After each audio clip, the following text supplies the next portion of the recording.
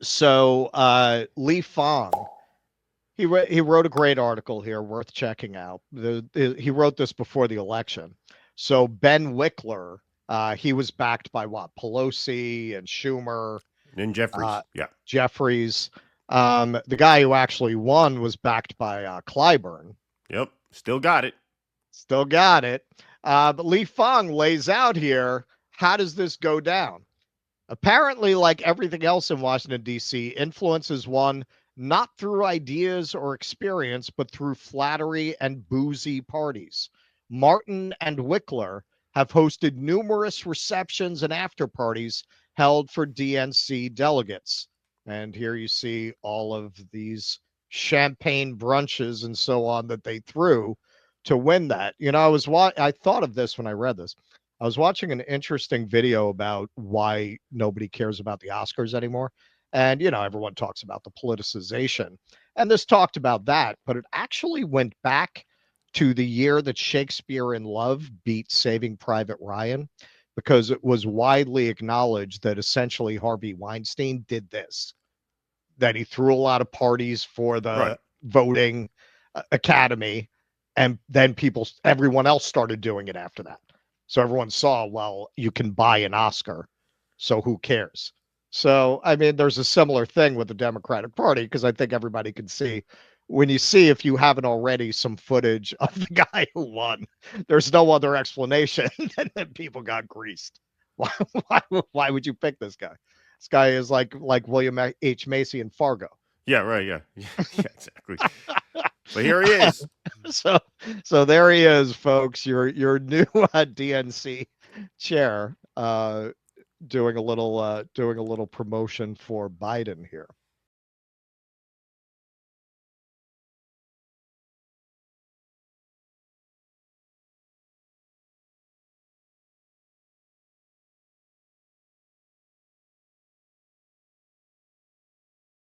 Chair of the Democratic National Committee. I am so honored to serve in this role. Let me tell you three quick things about myself. One, I've been the chair of the Minnesota DFL, which is the Democratic Farmer Labor Party, for the last 14 years. Two, and more importantly, we've used the power that we built in Minnesota to have generational change that's impacting the lives of hundreds of thousands of Minnesotans right now. Three, we need to expand this model nationwide. We need to contest races up and down the ballot, and we need to win in every zip code for this Democratic Party, most importantly, for our values. There are millions of Americans who are relying on us right now to meet this moment, and I'm excited to be in this fight with you.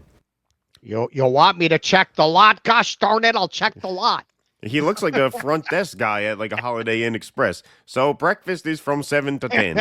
Uh, Juice bar, coffee bar, and bagels Well, and and if fruit you look cups. at what he said, it's just platitude, platitude, gobbledygook, gobbledygook. I mean, it's just nothing. So Ken Klippenstein shared this out. Democratic Party's newly elected chair, Ken Martin. There are a lot of good billionaires out there. So let's see what he said about that. Good billionaires out there that have been with Democrats who share our values, and we will take their money, but we're not taking money from those bad billionaires. Hold on, play it one more time. We missed You the got beginning. Yeah, you got that. We're only taking money from the good billionaires, not the Yeah. bad. There are a lot of good billionaires out there that have been with Democrats who share our values, and we will take their money, but we're not taking money from those bad billionaires. Here, thank you, Joe Martin. Okay. So the good billionaires and the bad billionaires. You can feel the winds of change in the air, my friends. Yes. Under Um, Chairman Wedgie Bait. so here's our friend Blakely, who we're working on doing something with. More on that to TBA. Yeah. Um, At a future oh, time. oh, look at that. The DNC showing once again for the 500th time that they have learned fuck all and have zero interest in changing course. Blakely has a way with words that I appreciate. Professor Zenkus. Hey, Ken, in case you didn't know, there's no such thing as a good billionaire. In fact, billionaires shouldn't exist at all. And we think anyone who doesn't get this is nothing but a simp for billionaires. Hope this helps. He should Thank be DNC chair. He Zankus should would be good. That would actually might bring me back into the party. Yeah. He's a very likable guy. So here's Zay Squirrel. spilling the tea on. So why would such a non-entity? Why would such a zero? Why would such a Holiday Inn manager reading guy, as Keaton points out, why would this guy, even with money, why would he have the money to grease people like that? Like, why would anybody get behind this guy? As with so many other things in American politics, he pleased AIPAC. AIPAC likes him. Ken Martin, who no one has ever heard of, what this from Zay Squirrel, was just elected chair of the Democratic Party. Ken Martin is, of course, a genocidal Zionist who has vowed that the U.S. will forever and unconditionally support the Israeli death cult. Now it's starting to make sense. So here's some tweets from him. So he's responding here to Twin Cities DSA that put out a statement of solidarity with Palestine. From the river to the sea is a chant used by extremists to support the destruction of Israel. It is appalling to embrace this rhetoric in this statement, which also doesn't even acknowledge the slaughter of Israeli and American civilians. This is disgusting at Twin Cities DSA.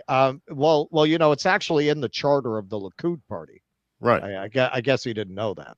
The two stripes on the Israeli flag, the two blue stripes represent the river and the sea. Yes. And the sea. Take down the logo. Oh, sure. Give me 1 second. There it is.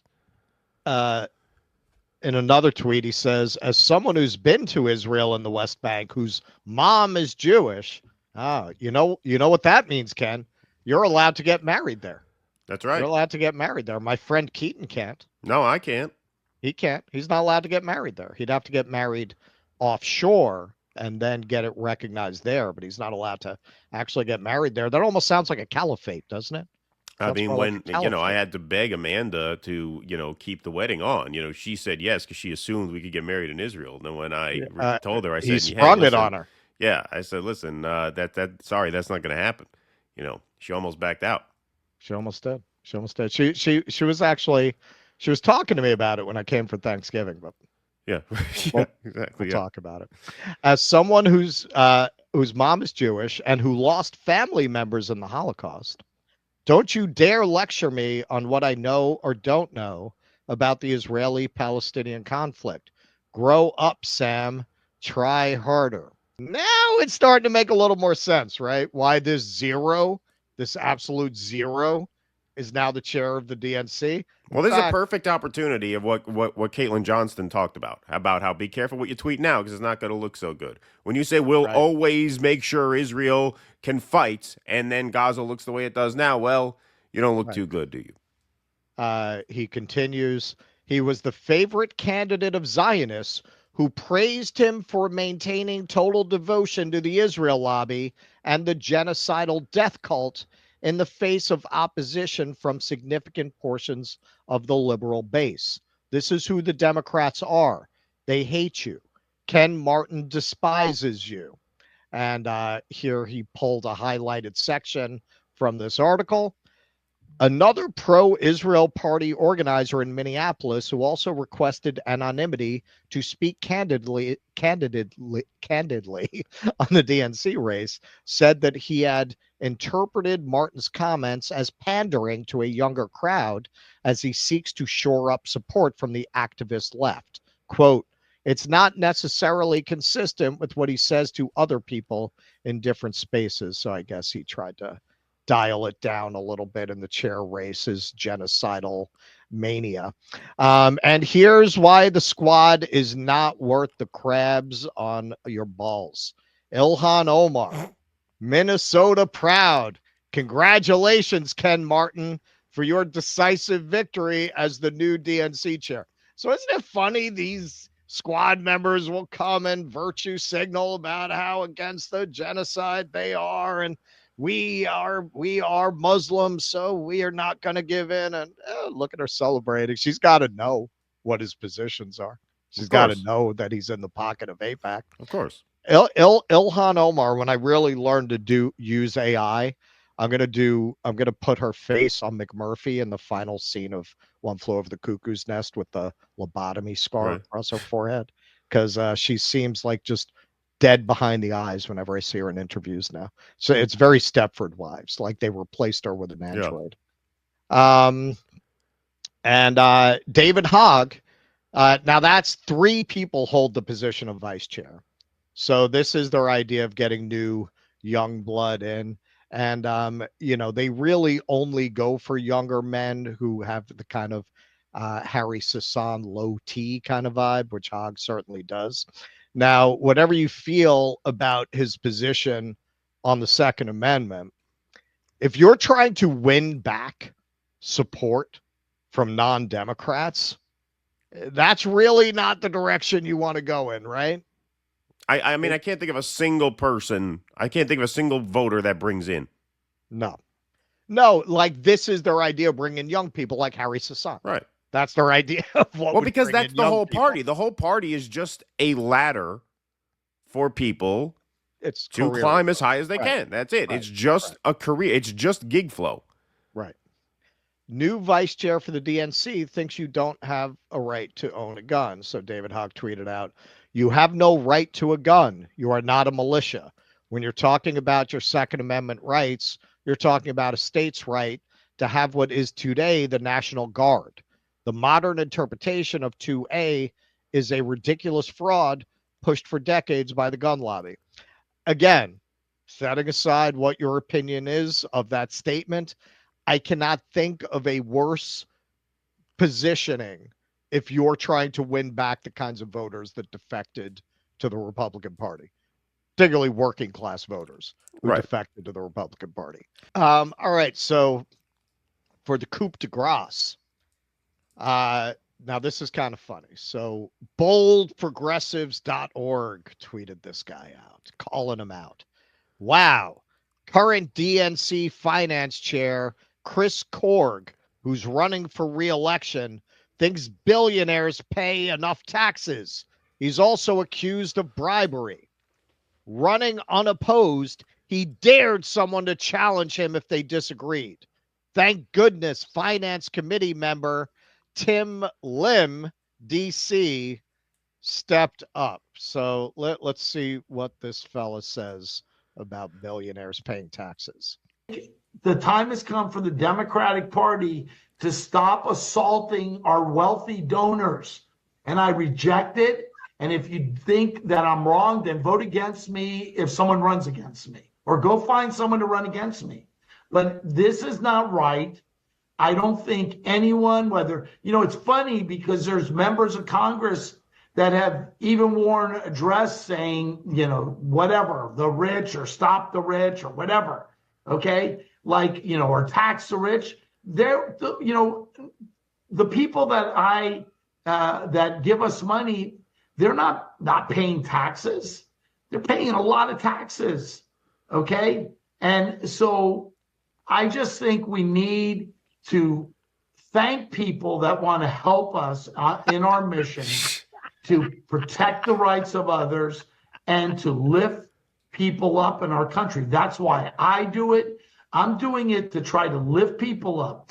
We shouldn't have anyone who goes hungry in this country. Everyone should have health care, and we should lift people up. And you don't feel we should tax billionaires? That's why I come back and decided to do this. I've been doing this for almost 6 years. This is another 4-year commitment. I'm only doing it because we lost so poorly. Well, this is the problem. I mean, this is the more macro problem, is that they've become so corrupt that now the elections are so expensive that now you need rich people to donate to if you want a chance to win an election. Well, clearly, thank God, as the progressives tweeted out, Tim Lim challenged him, because this guy does not at all represent the Democratic Party mainstream. Well, team, we didn't win. This is from Tim Lim. Sometimes it's just not your day, but that's okay because I'm not going anywhere. Well, that's your mistake, Tim. Yeah. I'm going to keep fighting for a bigger, better Democratic Party that will remember the working class values and grassroots principles that embody who we are. Well, that's your mistake, buddy. That's not what the party represents. The fact that this guy had that position in the first place, and then beat you in a Right. re-election after saying something like that should tell you that if you genuinely have those values and principles, the Democratic Party is not for you. There's a good chance he doesn't have those principles because we see a lot of these people signal like that and they don't actually believe any of that. So just to close it out, Adam McKay, who's really just decided, I guess, he doesn't want to work in Hollywood anymore, or he's reading the tea leaves, maybe not wrongly, and saying, you know, the momentum is in the fuck the Democrats direction. I'll be fine. But he tweeted out a pretty funny meme. Hey, aren't you that dickhead who still thinks the Democrats give one single fuck? Yeah. Well done, Mr. McKay. Well done. So yeah, you can't make it up. You can't make it up. That was a clown show of epic proportions, and it really feels like an ending.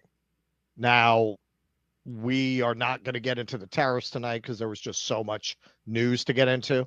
But I could tell you the crypto market is tanking, and I fully expect the stock market to follow tomorrow. We are going to get into Elon seizing the means of payments for the government. Hey, look, a lot of people say promises made, promises kept when you ask them why they support Trump. Elon promised they were going to collapse the economy, that they were going to destroy the economy. And hey, man, promises made, promises kept. I think they're doing it faster than anybody ever could have expected them to. So kudos. Right. Kudos. This is, they should have called it Project March 2025. Right. Yeah, exactly. It looks like by March, they're going to have accomplished the complete leveling of the economy. And, you know, people say, well, the Democrats are just waiting for their opening then. Honestly, after watching that, I still don't think they would win in the midterms. I really don't. I think if you crash the economy now, they have enough time to claim that they're making it better, that, you know, it's under renovation, right? Like those people are going to beat them. I honestly don't see how. I honestly don't. Maybe I'm wrong. Maybe if things are that desperate, the Democrats can make a comeback, but they just don't even. They don't have the economic alternative message to offer.